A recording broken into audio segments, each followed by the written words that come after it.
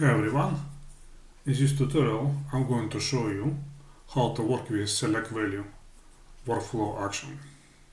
So this action used for debugging or for interacting with the users. Basically what it does, it presents the user with a list of values from the database, and user can select it, and this value will be saved into the variable and then be reused. So let me just run it and you see what I mean. So here's a list of values.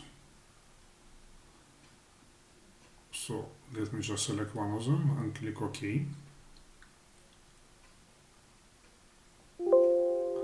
And you can see the message, value selected, etc.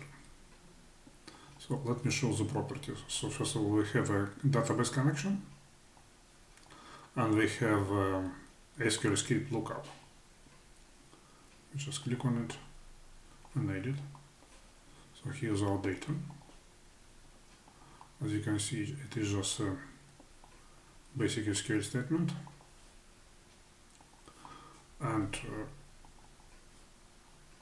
the value is saved into a result value variable. And next action, which is show message, is using this variable to show variable value to the user. Okay, thank you for watching. I hope you found this tutorial useful. Please like and subscribe. And if you have any questions or suggestions or struggling with any automation or data transformation tasks, please post your questions on our support forum. And as usual, we'll do our best to help you.